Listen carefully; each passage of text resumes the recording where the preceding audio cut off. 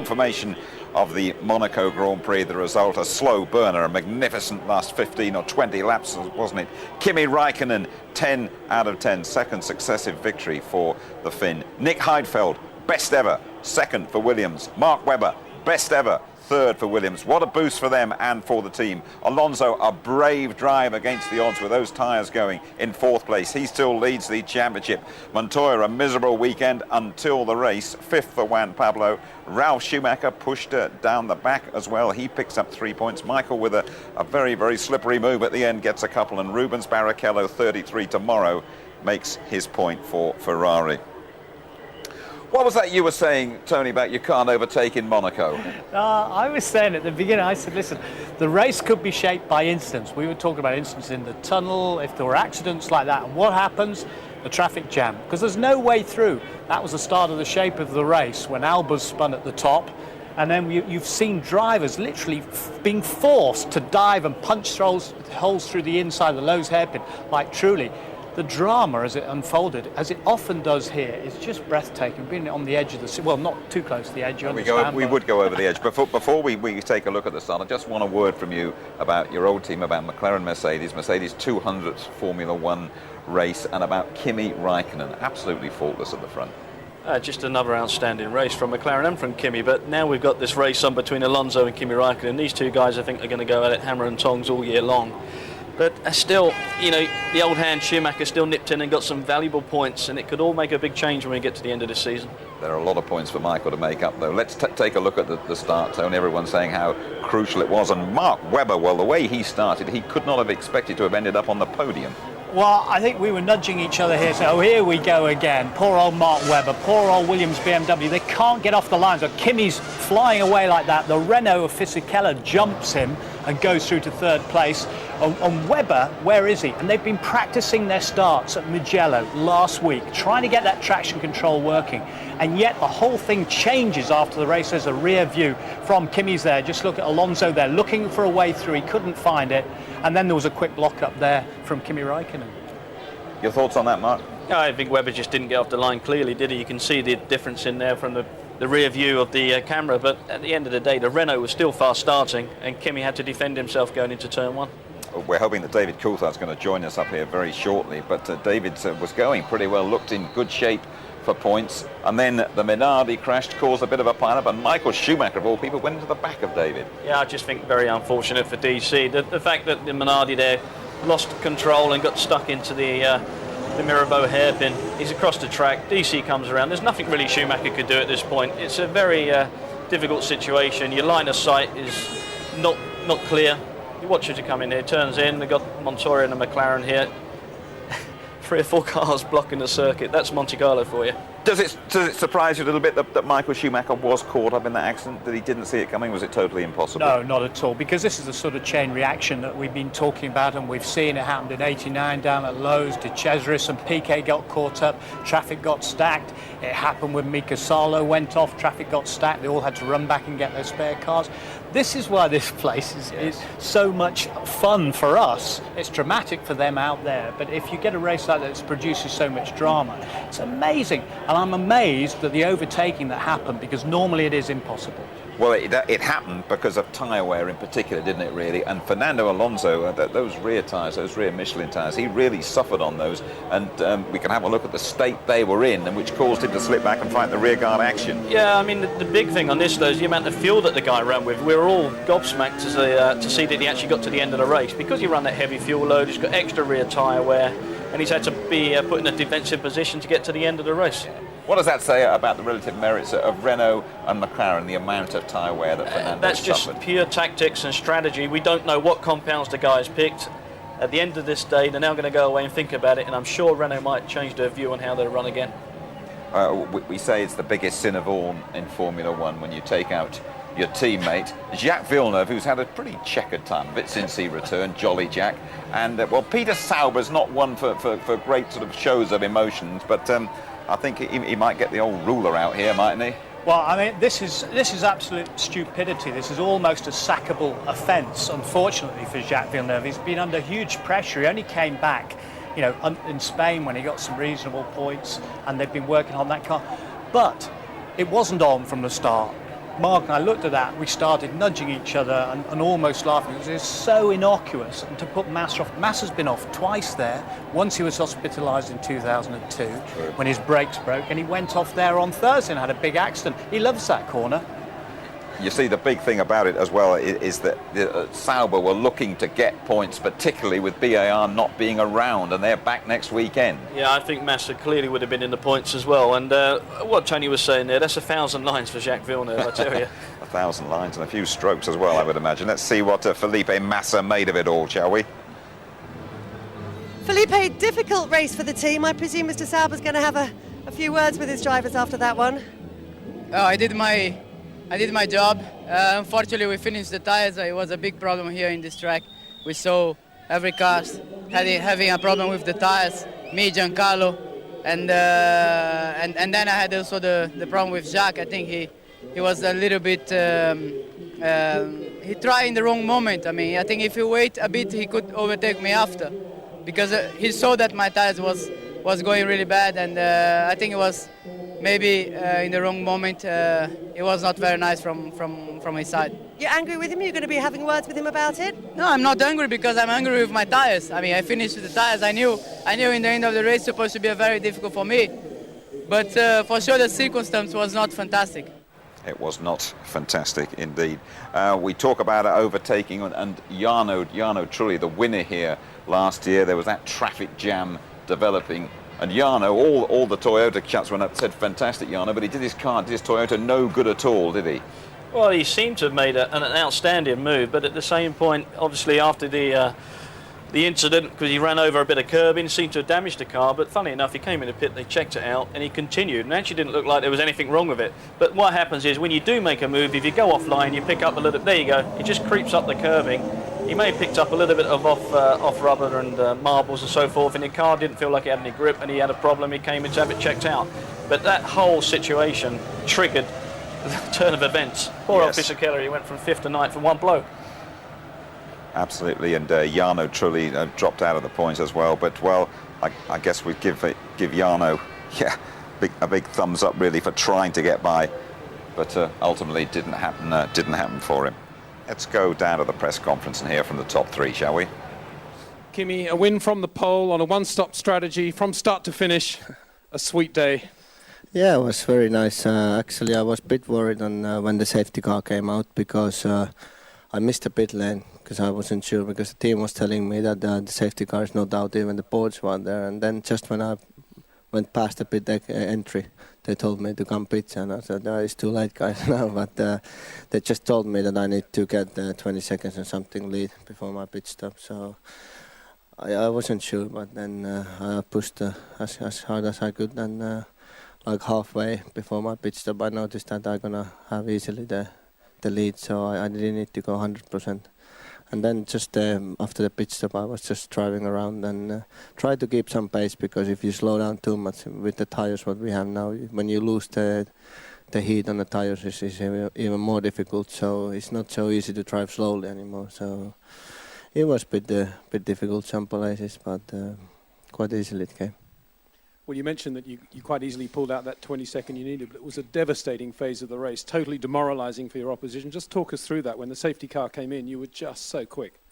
Yeah, the first few laps it took just to try to get some heat, because you felt it that the pressure was so low, the car was bottoming all the time, and it was not very easy. But I noticed that I was pulling away already, so I just waited as long as the tires warm up, and then I went as quick as I could. So that was, I think, so the crucial point of the race, and it went well for us. So I think so the car has been working very well all weekend, and we had a good tire choice, and tires lasted pretty well.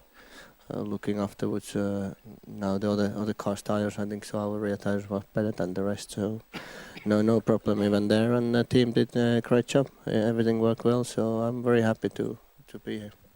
Well, you just celebrated on the podium, of course. Your emotions and your thoughts now that you have won the Monaco Grand Prix? Yeah, of course it's a special place. It was a few years ago I got so close, but couldn't get past Montoya on that time, but now finally it happened. So I'm very happy. I think so. In the end, this is the same race. You get 10 points from this race, but it's a special place, and everybody looks you maybe a slightly different way when you win in Monaco. And it's for sure we will have a good party today. Congratulations, Nick. Congratulations to you too. Your best ever Formula One finish. Great pit work by the team there when you both came in when the safety car went out, and of course you were behind Mark at that point.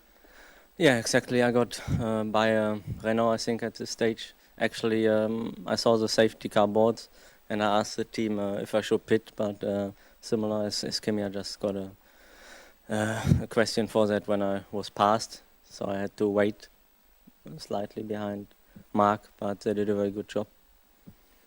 And then, of course, your breakthrough came when you were able to come in just before Mark and do that lap and get ahead when Mark was stuck behind Fernando. Yeah, I think I was just lucky there. I mean, we decided to take me in a bit earlier. We were running into traffic, and Alonso obviously had big problems with his tyres, and I had the advantage then. And your car, your package, it looked a very good race car today.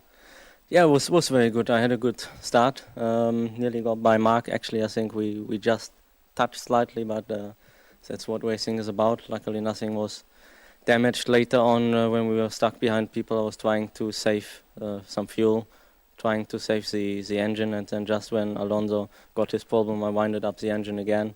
Then when I was stuck behind him, I thought I'd wait a few laps because his tires are going to get worse and worse.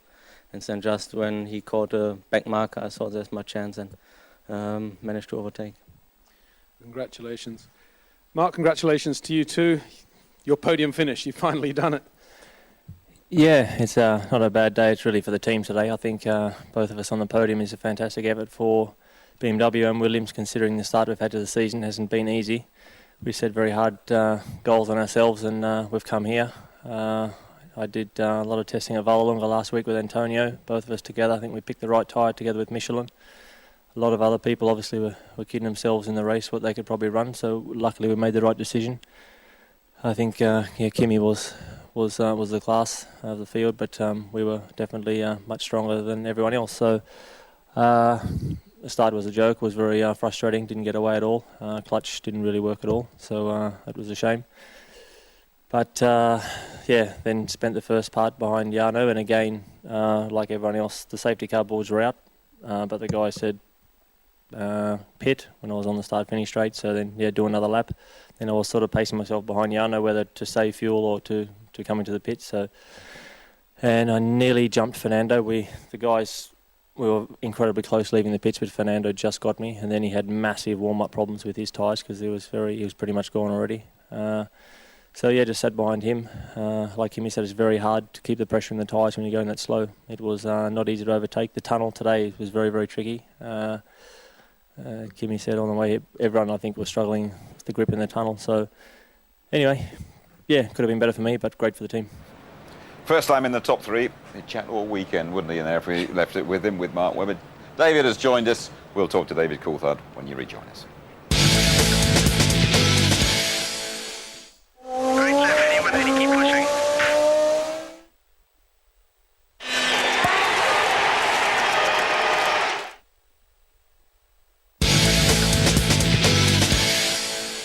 Back with us concluding our coverage of the Monaco Grand Prix. David, you had a real shout for points today, and then a bit of a pile-up, and Michael put you out of the race. Yeah, absolutely. You could see the Minardi spun going into Mirabeau. Obviously I had sight of that and started to slow down. Michael was unsighted, and unfortunately as you see, I'm just trying to go round the car and Michael runs into back of me, so it's been a bad weekend for being rear-ended. How high were your hopes here today, David? A possible podium, or is that being unrealistic? Not at all. You know, I qualified the car with full tanks this morning, and we were going, well into the 40s. Just this side of the 50. So I believe that we have one of the largest fuel cells out there. So we've got every reason to expect we could have jumped the Williams. Good Heidfeld only had 6 seconds on me at lap 20. Let's just take a look at, if you would, a couple of instances. We saw Heidfeld and Alonso on a brilliant overtaking manoeuvre from Nick Heidfeld coming out of the tunnel. Yeah, this was a really special manoeuvre because he's caught Alonso asleep, and he still made the turn. So there you go, Alonso completely unaware that he's going to come from that far back, positioned his car over the rise, which is a very tricky part to slow the car down, and made the manoeuvre stick and did the chicane. Yeah, brave, quick and very skillful. And then Mark Webber with Alonso's tyres shot to pieces. They had a sort of a double shuffle at it, didn't they? But Mark got past him in the end.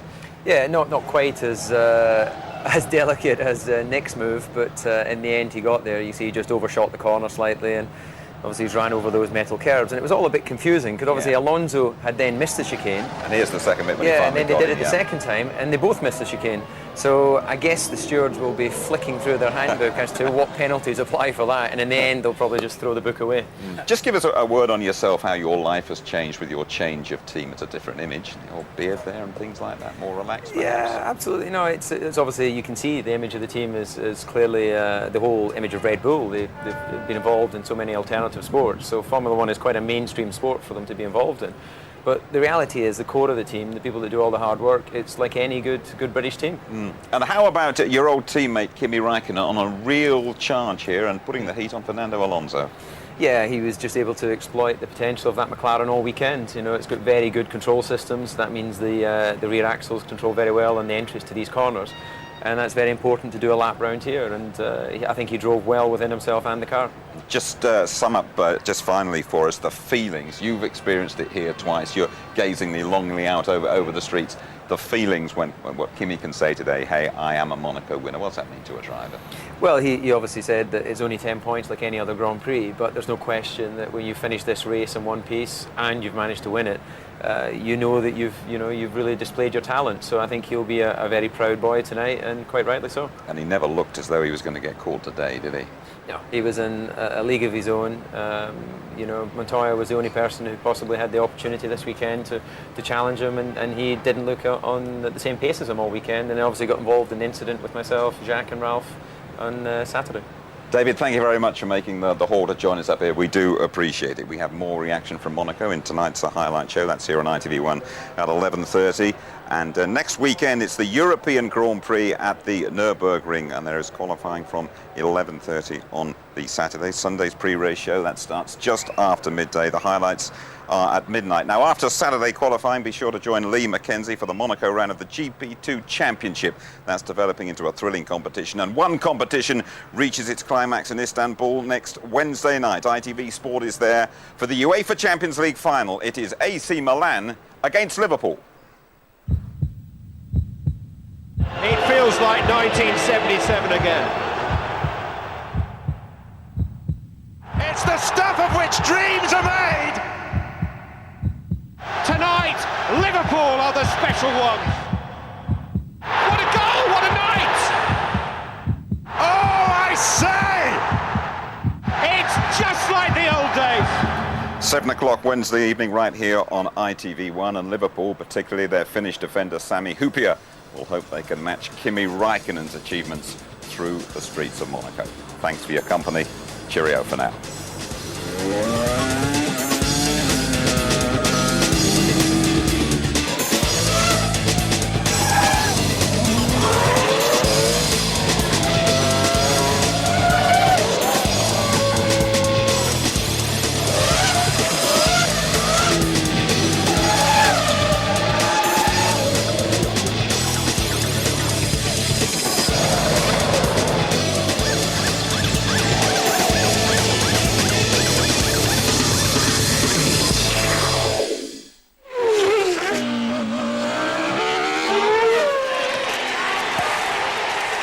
F1 and ITV, sponsored by LG.